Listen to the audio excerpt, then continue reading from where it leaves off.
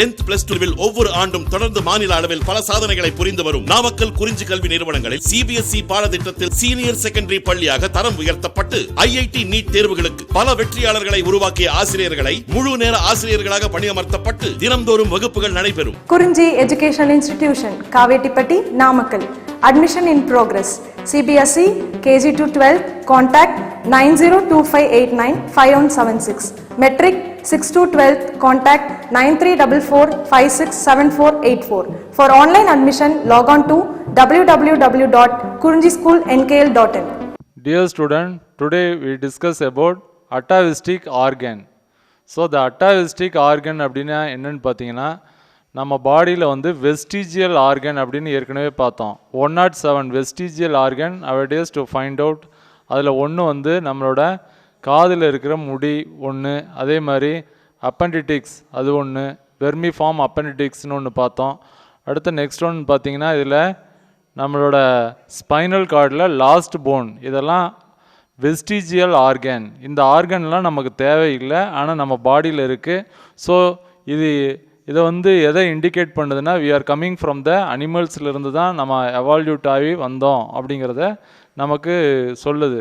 So sudden appearance of vestigial organ in highly evolved organism is called atavistic organ. திடீர்னு இந்த vestigial organ ஒரு சில evolved ஆன அனிமல்ஸில் வந்து உருவாகிருச்சு அப்படின்னா அதுக்கு பேர் அட்டாவிஸ்டிக் ஆர்கன் அப்படின்னு சொல்கிறோம். இப்போ ஃபார் எக்ஸாம்பிள் நம்ம காது மடலில் இருக்கிற முடி, அதே மாதிரி உடம்புல இருக்கிற முடியெல்லாம் வந்து we are coming from the animals அப்படின்னு சொல்கிறோம். ஸோ இது கம்மியாக தான் இருக்கும். திடீர்னு ஒருத்தருக்கு பார்த்திங்கன்னா அது ரொம்ப அதிகமாக வந்துருச்சு அப்படின்னா அட்டாவிஸ்டிக் ஆர்கன். ஸோ மூதாதையர்களோட கேரக்டர் வந்து நமக்கு வந்துருச்சு அப்படிங்கிறது தான் அட்டாவிஸ்டிக் ஆர்கன் அப்படின்னு சொல்கிறோம். So example, presence of tail in a human baby is an atavistic organ. திடீர்னு ஒரு குழந்தைக்கு எம்ப்ரியோவில் இருக்கும்போது டெய்ல் ஃபார்ம் ஆயிருச்சு அப்படின்னா அது அட்டாவிஸ்டிக் ஆர்கன் அப்படின்னு சொல்கிறோம். ஸோ இந்த மாதிரி எந்த கேரக்டர் வேணுமா இருக்கலாம். ஸோ அதில் 107 நவடேஸ் டு ஃபைண்ட் அவுட் இது எல்லாமே வந்து வெஸ்டிஜியல் ஆர்கன் அப்படின்னு சொல்கிறாங்க. ஸோ இந்த ஆர்கன் நமக்கு தேவையில்லை, ஆனாலும் நம்ம பாடியில் இருக்குது. இது எச்ச உறுப்புகள் அப்படின்னு தமிழில் சொல்கிறாங்க. எச்ச உறுப்புகள்னால் ஏற்கனவே மூதாதையர்களுக்கு இருந்தது, ஆனால் நமக்கு வந்து அது தேவையில்லை, ஆனால் இருந்தாலும் இருக்குது அப்படின்ட்டு நம்ம பார்க்குறோம். இதை வெஸ்டிஜியல் ஆர்கன். ஓகேங்களா? இதை வந்து அட்டாவிஸ்டிக் ஆர்கன் அப்படிங்கிறத 2 மார்க்கில் கேட்கலாம். ஸோ நெக்ஸ்ட் ஒன் பார்த்தீங்கன்னா embryological evidence. So embryological evidence என்ன இருக்குது அப்படின்னு ஜென்ரலாக பார்த்தீங்கன்னா, ஸோ எம்ப்ரியோ எல்லா அனிமல்ஸோட எம்ப்ரியோவும் ஒரே மாதிரி தான் இருக்கும். எம்ப்ரியோ இப்போ ஃபார் எக்ஸாம்பிள் நம்ம பேர்ட்ஸோட எம்ப்ரியோ, ஒரு சிக்கனோட எம்ப்ரியோவை பார்க்குறோம், அதே மாதிரி ஒரு கவ்வோட எம்ப்ரியோவை பார்க்குறோம், அதே மாதிரி ஒரு பிக்கோட எம்ப்ரியோவை பார்க்குறோம். ஹியூமன் பீயிங்கோட எம்ப்ரியோவை பார்க்கும்போது அதோட ஸ்டார்ட் பண்ணுற ஸ்டேஜில் பார்த்திங்கன்னா எம்ப்ரியோ எல்லாமே ஒரே மாதிரி தான் இருக்கும். அதுக்கப்புறம் கொஞ்சம் கொஞ்சமாக டெவலப் ஆகி ஃபைனல் வரும்போது differentiate we can find out the differentiate in the final ஸ்டேஜில் நம்ம டிஃப்ரென்ஷியேட்டை ஃபைண்ட் அவுட் பண்ணலாம். ஸோ அந்த மாதிரி ரிசம்பிளன்ஸ் இந்த எம்ப்ரியோஸில் இருக்குது அப்படிங்கிறத எம்ப்ரியாலஜிக்கல் எவிடன்ஸில் சொல்கிறாங்க. ஸோ நம்ம எல்லாமே வந்து we are originated from the common ancestorல இருந்து தான் வந்தோம் அப்படிங்கிறத இவங்க சொல்கிறாங்க.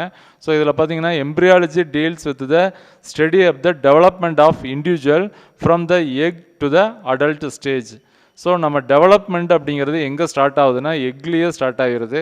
எக்கில் ஸ்டார்ட் ஆகி அதுக்கப்புறம் அடல்ட் ஸ்டேஜ் வரைக்கும் அது டெவலப்மெண்ட் நடந்துக்கிட்டே இருக்கும். இப்போ for example male gamete female gamete combine to form a zygote form ஆகும்.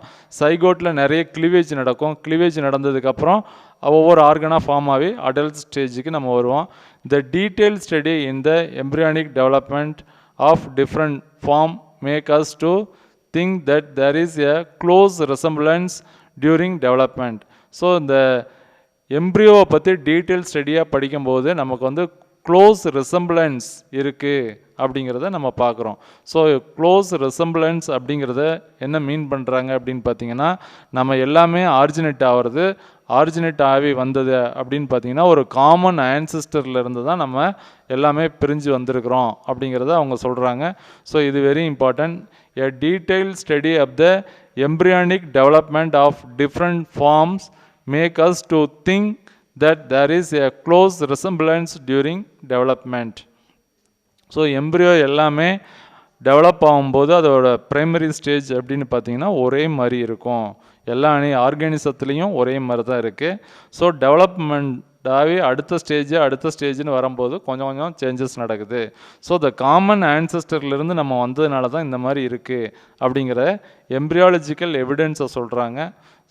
அடுத்த நெக்ஸ்ட் ஒன் பார்த்தீங்கன்னா the development of heart in all vertebrates follow the same pattern. So வெர்டபிரேட்ஸ்னு எடுத்துக்கிட்டோம் அப்படின்னா அந்த ஹார்ட் டெவலப்மெண்ட் அப்படிங்கிறது சேம் பேட்டர்னில் தான் இருக்குது. ஓகேங்களா? ஸோ அதோட டெவலப்மெண்ட் அப்படின்னு பார்த்தீங்கன்னா சேம் பேட்டர்ன். ஒரு இதுக்கு எப்படி வந்து டெவலப் ஆச்சோ அதே மாதிரி தான் ஹையர் அனிமல்ஸ்லேயும் டெவலப் ஆகுது அப்படின்னு சொல்கிறாங்க. As per pair of tubular structure that later develop into two chamber heart in fish. First பார்த்தீங்கன்னா ஒரு டியூபுலார் ஸ்ட்ரக்சர் தான் இருக்கும். அதுக்கப்புறம் அந்த டியூபுலார் ஸ்ட்ரக்சர் அப்படியே டெவலப் ஆகி ஹார்ட்டாக டெவலப் ஆகுது. இதே மாதிரி தான் நாட் ஓன்லி ஃபிஷ்ஷில் மட்டும் இல்லை, higher animals, mammals, birds, crocodiles எல்லாத்துலேயுமே ஃபஸ்ட்டு இருக்கிறது ஒரு டியூபுலார் ஸ்ட்ரக்சரில் இருக்கும். அந்த டியூபுலார் ஸ்ட்ரக்சர் வந்து லேட்டர் டெவலப் இன்ட்டு 2 chamber ஹார்ட்டாக டெவலப் ஆகுது ஃபிஷ்ஷில். 3 chamber ஹார்ட் இன் crocodiles பார்த்தீங்கன்னா 3 chambers ஹார்ட்டாக இருக்குது. பேர்ட்ஸ்லேயும் அதே மாதிரி தான். And mammals indicating a common ancestry for all the vertebrates. So the வெர்டபிரேட்ஸுக்கு எல்லாமே இது என்ன இண்டிகேட் பண்ணுது அப்படின்னா ஒரு காமன் ஆன்செஸ்டர். அதை தான் அவங்க என்ன சொல்கிறாங்கன்னா we are coming from the common ஆன்செஸ்டர்லேருந்து தான் நம்ம வந்திருக்கிறோம்.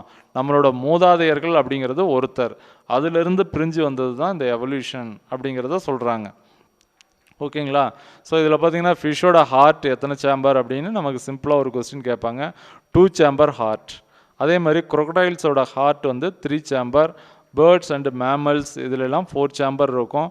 ஓகேங்களா? ஸோ இந்த மாதிரி இது வந்து நீட்டில் வந்து இந்த ஹார்ட் வந்து கம்பேரிட்டிவ் அனாட்டமியில் கொஸ்டின் கேட்பாங்க. ஹார்ட் வந்து இட் இஸ் ஏ மீடியாஸ்ட் இனத்தில் இருக்குது.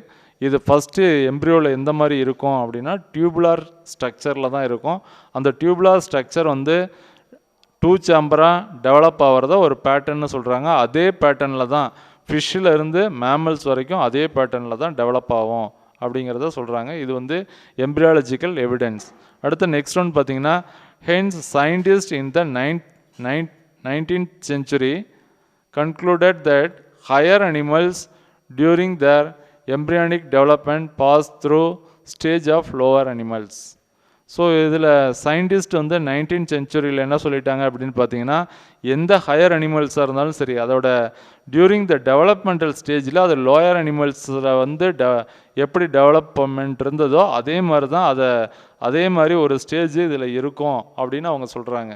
ஓகேங்களா? ஸோ நம்ம மூதாதையரோட கேரக்டரை வந்து எங்கேயே நமக்கு கிடச்சிருது அப்படின்னு பார்த்தீங்கன்னா எம்ப்ரியோலியே கிடச்சிருது.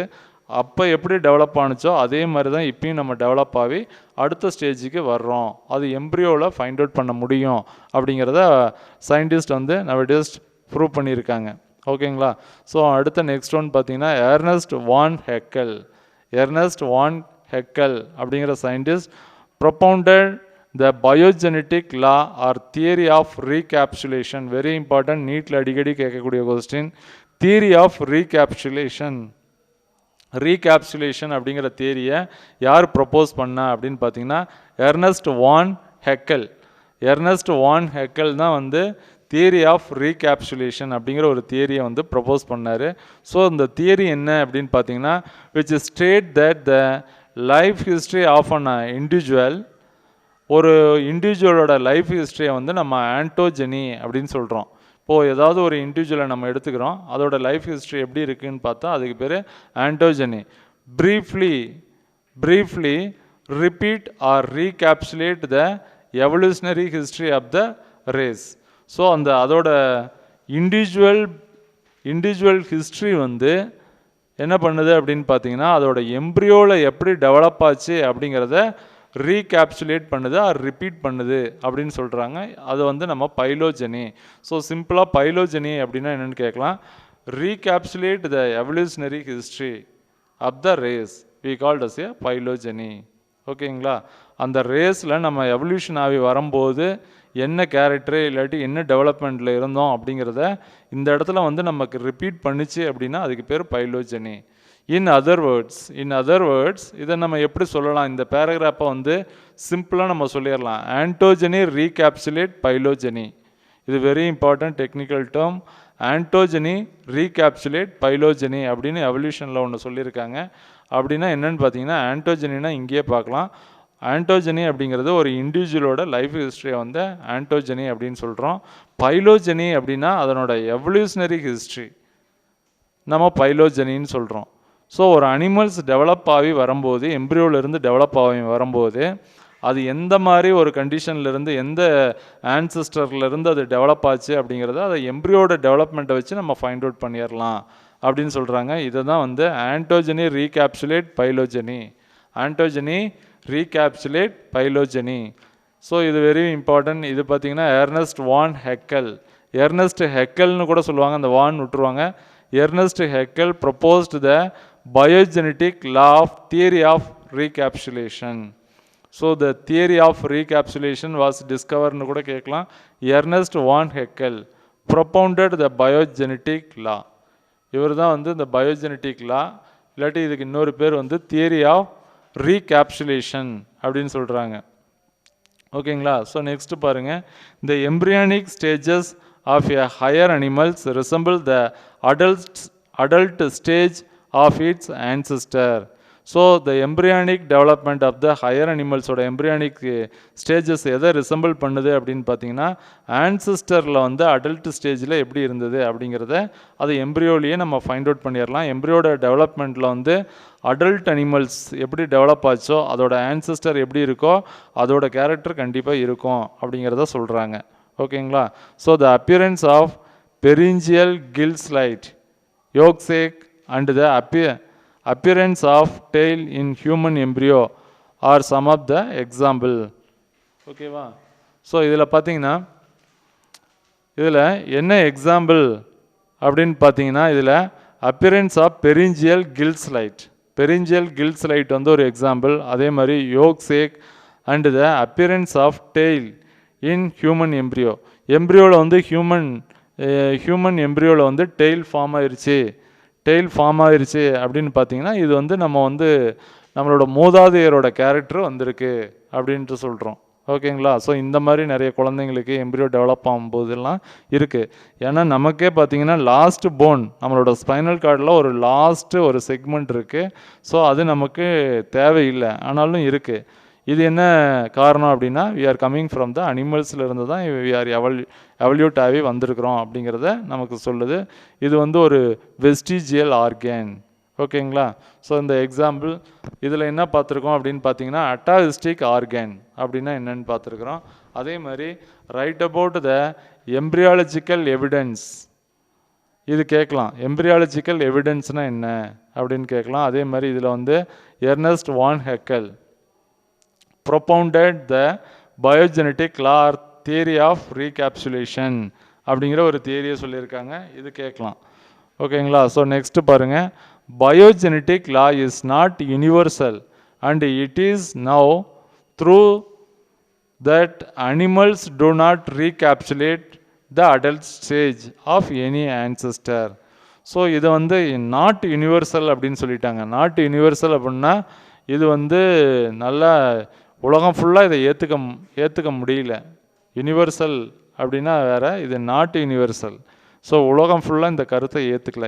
என்ன இதில் குறை அப்படின்னு சொல்கிறாங்க அப்படின்னு பார்த்தீங்கன்னா, and it is now through that animals do not recapsulate the adult stage of any ancestor.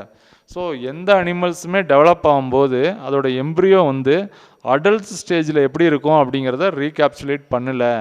அதோட எம்ப்ரியோ எப்படி இருக்கும், இப்போ ஃபார் எக்ஸாம்பிள் ஒரு மங்கிலிருந்து தான் ஹியூமன் பீயிங் ஆரிஜினேட் ஆனா அப்படின்னு இருந்தால், அந்த மங்கியோட கேரக்டர் நம்மளோட எம்ப்ரியோ டெவலப்மெண்ட்டில் இல்லை. அடல்ட் மங்கி எம்ப்ரியோவில் எப்படி டெவலப் ஆகுமோ அந்த கேரக்டர் மட்டும்தான் இருக்கிறதுனால இதை வந்து நாட் யூனிவர்சல் அப்படின்ட்டாங்க. The biogenetic law it is otherwise called theory of recapsulation அப்படின்னு சொல்கிறோம். The biogenetic law is not universal and it is now through that animals do not recapsulate the adult stage of any ancestor. ஓகேங்களா. So இந்த paragraph நல்லா பார்த்துங்க. அடுத்து next one பார்த்தீங்கன்னா the human embryo of different animal shows structure similarity among themselves. Human embryo of different animals. So human embryo அப்படின்னு எடுத்துக்கிட்டோம், different அனிமல்ஸில் பார்க்கும்போது so structural similarity, ஒரே மாதிரி அந்த எம்ப்ரியோவோட சிமிலாரிட்டி அப்படின்னு பார்த்தீங்கன்னா நிறைய அனிமல்ஸோட கம்பேர் பண்ணும்போது ஸ்ட்ரக்சுரல் சிமிலாரிட்டி இருக்குது அப்படிங்கிறத பார்க்குறோம். The embryo of fish, salamander, tortoise, chick and human start life as a single cell. So எவ்வளோ பெரிய அனிமல்ஸாக இருந்தாலும் சரி, இந்த உலகத்துலேயே ரொம்ப பெருசு அப்படின்னு சொல்கிறோம். அதை பார்த்தீங்கன்னா ப்ளூ வேல் ரொம்ப பெருசு. அதே மாதிரி ஆப்பிரிக்கன் எலிஃபண்ட் வந்து லேண்ட் அனிமல்ஸ்லேயே பெருசு அப்படின்னு சொல்கிறோம். எவ்வளோ பெரிய அனிமல்ஸாக இருந்தாலும் சரி, அதோட லைஃப் ஸ்டார்ட் ஆகிறது வந்து சிங்கிள் செல்லில் இருந்து தான் ஸ்டார்ட் ஆகுது அப்படின்னு சொல்கிறாங்க. The zygote and undergoes cleavage to produce blastula, change to gastrula and or triploblastic.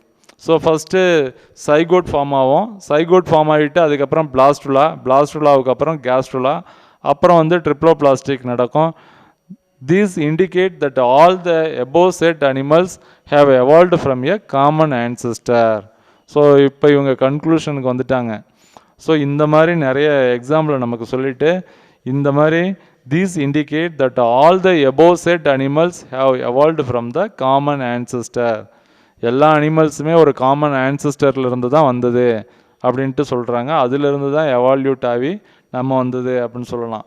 So நம்மளோட எவல்யூஷன், ஹியூமன் பீயிங்கோட எவல்யூஷன் இன்னும் எவ்வளோ வருஷம் இருக்கும் அப்படின்னா இன்னொரு 1000-2000 வருஷத்துக்கு நம்ம இப்படியே தான் இருப்போம். அதுக்கப்புறம் சேஞ்சஸ் நடக்கும் அப்படின்னு சயின்டிஸ்ட் சொல்கிறாங்க. ஸோ முதல்லலாம் பார்த்திங்கன்னா எவல்யூஷன் அப்படிங்கிறது கொஞ்சம் ஃபாஸ்ட்டாக நடந்தது. இப்போ ஏன் நடக்கலை அப்படின்னா இப்பயும் நடந்துக்கிட்டு தான் இருக்குது. ஸோ அந்த மாதிரி அந்த என்விரான்மெண்ட்டு ஃபோர்ஸ் பண்ணும்போது எவல்யூஷன் ஃபாஸ்ட்டாக நடக்கும். இப்போ ஹியூமன் பீயிங்கோட எவல்யூஷன் வந்து இன்னொரு 1000-2000 வருஷத்துக்கு எந்த சேஞ்சஸும் இல்லாமல் போகும். அதுக்கப்புறம் சில சேஞ்சஸ் வரும் அப்படின்னு ஃப்யூச்சரில் சொல்கிறாங்க. ஸோ நெக்ஸ்ட் ஒன் பார்த்திங்கன்னா இதில் எம்பிரியாலஜிக்கல் எவிடன்ஸ் அப்படிங்கிறது வெரி இம்பார்ட்டன்ட். இது கேட்கலாம், இதில் 1 மார்க்லாம் நிறைய கேட்கலாம். இதை கொஞ்சம் நல்லா பார்த்துங்க. அடுத்து நெக்ஸ்ட் ஒன் வந்து molecular evidence. So the molecular evidence என்ன அப்படின்னு பார்த்தீங்கன்னா, molecular evolution is the process of changes in the sequence composition of molecules such as DNA, RNA and protein across generations. So இதில் பார்த்தீங்கன்னா மாலிகுல்ஸ் அப்படின்னு நம்ம சொல்கிறோம். So இந்த மாலிகுல்ஸ் அப்படிங்கிறது டிஎன்ஏ, ஆர்என்ஏ, புரோட்டீன் இது எல்லாமே மாலிகுல்ஸ் அப்படின்னு சொல்கிறோம். இதுவும் வந்து சில சேஞ்சஸ் நடந்து ஒரு ஜெனரேஷன்லேருந்து அடுத்த ஜெனரேஷனுக்கு போகுது. Molecular evolution is a process of change in the sequence composition of molecules. அந்த மாலிகுல்ஸோட சீக்வன்ஸ் காம்போசிஷன் வந்து சில சேஞ்சஸ் நடந்து ஒரு ஜெனரேஷன்லேருந்து அடுத்த ஜெனரேஷனுக்கு போயிருக்கு. It uses principle of evolutionary biology and population genetics to explain pattern in the change of molecules. So இந்த எப்படி மாலிகுல்ஸ்லாம் சேஞ்ச் ஆகுச்சு அப்படிங்கிறத எதில் நம்ம பார்க்குறோம் அப்படின்னு பார்த்தீங்கன்னா எவல்யூஷனரி பயாலஜியில் பார்க்குறோம் அண்டு பாப்புலேஷன் ஜெனட்டிக்ஸ். ஸோ இது ரெண்டுமே டீட்டெயிலாக எக்ஸ்பிளைன் பண்ணுது. How the pattern in the change of molecules, எப்படி the pattern in the change of molecules வந்து எப்படி சேஞ்சஸ் ஆச்சு அப்படிங்கிறத நமக்கு டீட்டெயிலாக எக்ஸ்பிளைன் பண்ணுறது principle of evolutionary biology and population genetics. So இது 1 மார்க்கில் கேட்கலாம், இதை நல்லா பார்த்துக்குங்க. One of the most useful advancement in the development of molecular biology is protein and other molecules that control life process are conserved among species. So இதில் நிறைய changes molecular பயாலஜியில் நடந்த changes தான் வந்து நம்ம இப்போ வந்து ஃபார் எக்ஸாம்பிள் புரோட்டீன் எடுத்துக்கிட்டால் அந்த புரோட்டீன் வந்து ரொம்ப முக்கியம்.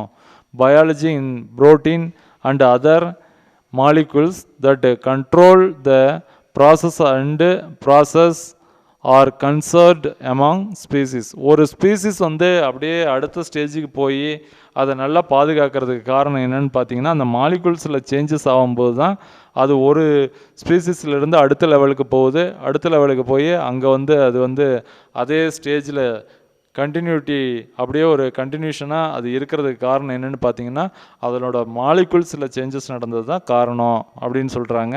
ஸோ இதில் வெரி இம்பார்ட்டன்ட் அப்படின்னு பார்த்தீங்கன்னா, இதில் என்ன அப்படின்னு பார்த்தீங்கன்னா, salamander, the embryo of fish, salamander, tortoise, chick and human start life as a single cell. So நம்ம எவ்வளோ பெரிய அனிமல்ஸாக இருந்தாலும் சரி, எம்ப்ரியோ வந்து எதிலிருந்து ஸ்டார்ட் ஆயிடுச்சு அப்படின்னு பார்த்தீங்கன்னா, சிங்கிள் எம்ப்ரியோவில் இருந்து தான் ஸ்டார்ட் ஆயிடுச்சு அப்படின்னு பார்க்குறோம்.